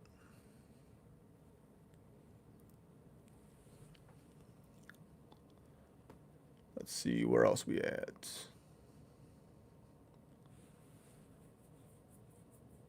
Yeah, IDP is individual defensive players. Individual defensive players. That's what it means. Juju is a sleeper pickup for me. Juju has shown once before that he can be an elite PPR option. He's a free agent. We'll see where he lands. And his value is so low right now, you could probably get him for a mid-second in a 1 QB league. Yeah, Chris, that's good advice from Jason down low. Wait till the draft. Wait till we get closer. And those draft picks go up substantially closer we get to the draft. So you're first a 1-1, 1-5, 1-12. You got to keep that 1-1, man. You definitely got to keep 1-1, 1-5. I'm keeping 1-12 though. If someone falls in love with a player that's back into that first round and you can move that pick for a 2023 first, I'm doing that. But that's a good piece of advice by Jason down there. The closer we get to the rookie draft, the more value these picks are going to have. Absolutely, the more value they're going to have. Let's see what else. Good return value for Chubb coming into this season. Chubb's a hard one. And you got to think about it. Kareem Hunt, when they play, they keep them fresh. So Chubb's not going to have so much wear and tear, but he's caught injuries the last couple of years.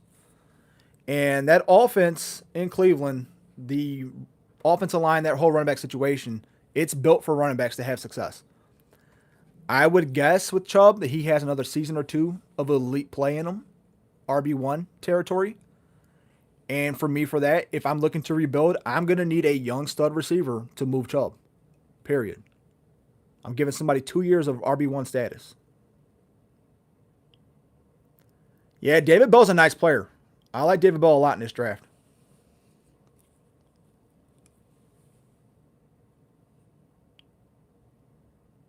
Michael Thomas, man. How far has he fallen? I read a stat this offseason. It was something crazy. He was still top 5 in total receptions in the last 4 years, 5 years, whatever it was. In total receptions in the NFL, and he's missed so much time in the last 2 seasons. Sean Payton's gone. Drew Brees is gone. Taysom Hill's there. I mean, you got to think that Thomas is going to force his way out, right? That he's not going to stay there. So he could be a really good buy low candidate right now. Bell or Pickens at 111? I'm going to go Bell.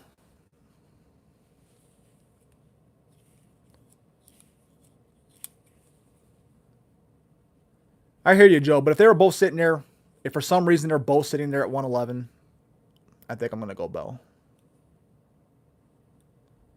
But I like Pickens a lot. I said that earlier, if you guys are just getting here. Are you asking if Michael Thomas is washed? Do you think if I think Michael Thomas is washed? I'm not sure if that's what you're asking.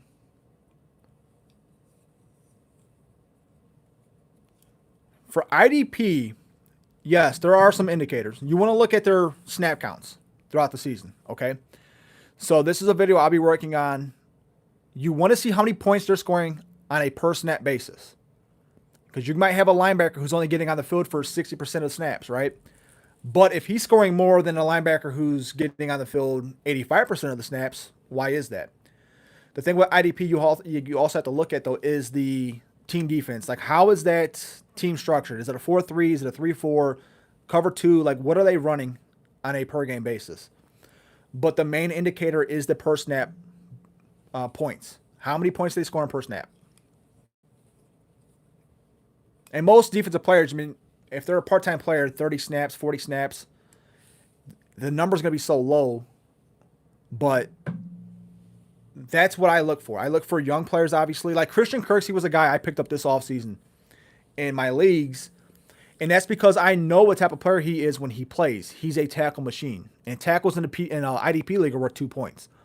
So, with Kirksey, he's going to score a lot of points, but he's been down due to injuries, and he was in a bad fit. He got to Houston on a terrible defense, and he ate. And that's another thing you want to look at in IDP leagues. You want to find those bad defenses that are always going to be on the field. Yes, I will be doing breakdown analysis over rookies. So Michael Thomas, do I think he's washed? I think it's hard for him to go from being as elite as he was to just being completely washed. I don't think we're ever going to see the old MT do it. It'll be in short spurts. But if he lands in a great spot this year, he's going to have he'll have serious value. picking at 111 in Superflex, and my QBs are Allen and Burrow, so you're already sitting amazing at quarterback.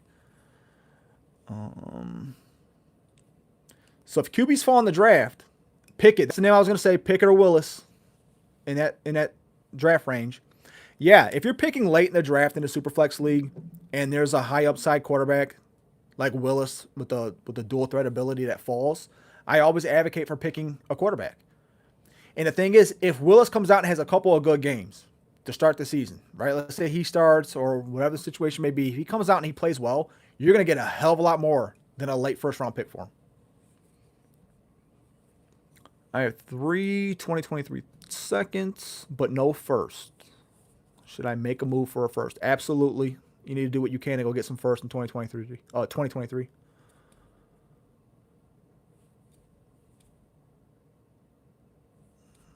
Let's see what else.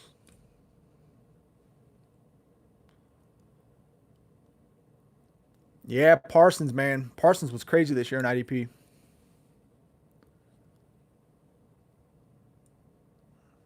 Go through the list. I think I'm caught up. Yeah, I'm definitely trying to get as many 2023 firsts as I can. And the thing is, you guys need to get those things now. If you're trying to get them now, it's already a little too late.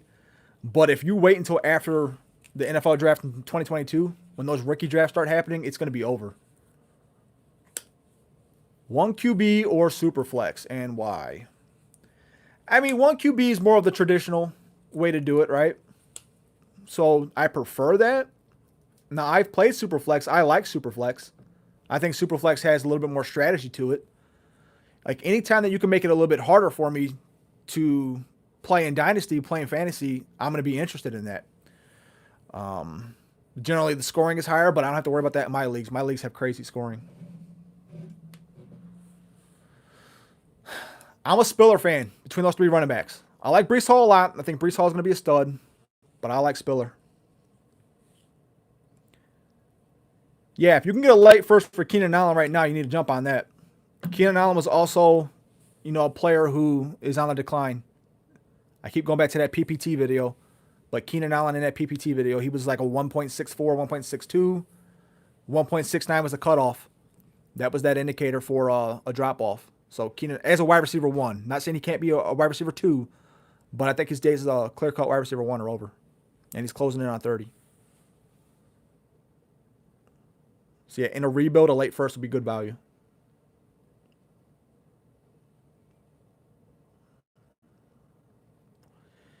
Any sleepers? I mean, I feel like we covered a few of them. Gabe Davis is one I like a lot. We've covered the receivers in Denver. I think they could have real serious value if things shake out the right way. Another sleeper, this is the guy I mentioned earlier, but Jarvis Landry. Jarvis Landry, I believe, is on his way out. And if you look at Landry the last 5-6 seasons, I think he's had 2 top 12 finishes in PPR. He was hurt last season. That offense fell apart. Baker looked like shit. Jarvis Landry, to me, is someone, if you're competing, if you can go get him for 1 season, maybe 2, goes to a team where they need a slot receiver or like a reliable guy, his value is so low right now. He's someone, as a contender, I'm going to go try to grab in most of my leagues. CEH and Sutton for a 2023 first, and who? I mean, I'm doing that for CEH right now. For Sutton, though, like I said, there's just so much smoke around Rodgers. I think I'm going to hold on to Sutton. I would have to have something that's going to help me win immediately if I'm going to move Sutton right now. Because if Rodgers goes there, he's going to blow up.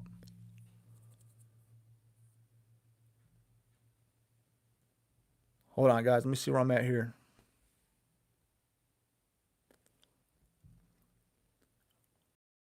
All right, boys. We've got a little bit of time left. My phone is blinking. Dobbins or Waddle?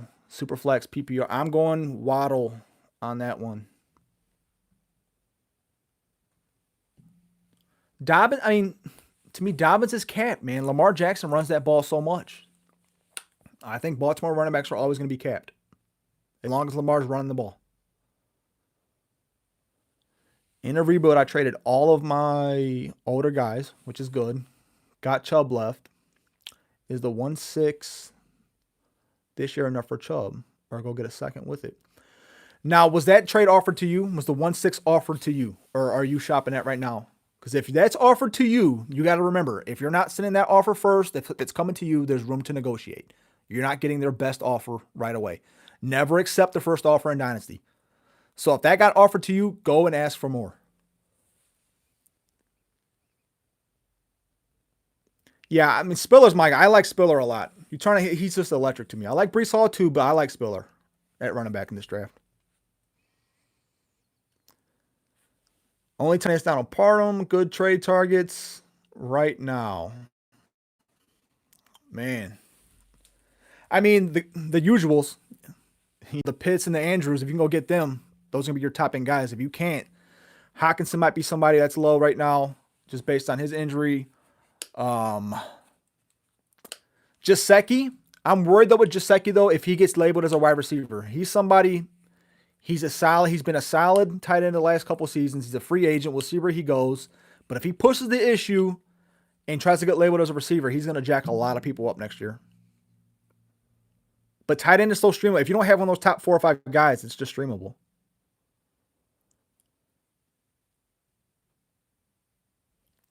All right, so if you're shopping it, if you can get the 1-6 for Chubb in a rebuild, I mean, I'm going to want a little bit more tacked onto it. If I can get maybe a 3rd or a 4th or a flyer on a nice young receiver, I'm going to do it. But I think that's probably right where he's at. Penny to me. So, I had Penny in my league that I wanted all this year, my main league, Feather River. But I've had him for a while. I sat on him. And then I traded for him right before the end of the season because our trade deadline is the last week of the season. And I gave up a 3rd rounder and a 5th rounder for Rashad Penny right before he blew up. And let me just say I was glad I did it. So I got in really cheap. I'm going to hold on to him. I'm going to keep him. We're going to see what happens. But moving forward, I think if you don't have him up to this point, people might try to finesse you on a trade for Penny. And I'm not going to fall into that trap. Kadarius Toney I like a lot. I think he's elite. He's electric. That offense, though, we're going to see what happens. Toney came out, man. He had a couple of plays this season. That one play he made on Diggs, Trevon Diggs, where he had him turned around. That route was so beautiful. It was so nasty. I just remember watching that play thinking, good God, man, this guy could be something special. But then the injuries, he could not stay healthy. That always has to scare you first year. These rookies, if they can't stay healthy. Yes, absolutely. Mack and Fuller are spec ads for free agency. Will Fuller, Miami, I mean, he was the wide receiver 8 in fantasy before he got suspended in 2020. If he's healthy, he produces.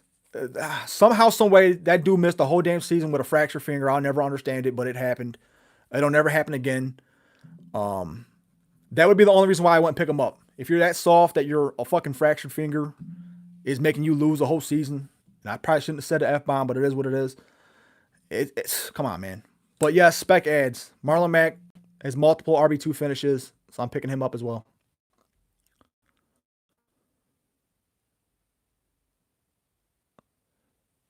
Rondell Moore. If you can get Rondell Moore in a 1-6 for Chubb, I think that's worth it. I would do that.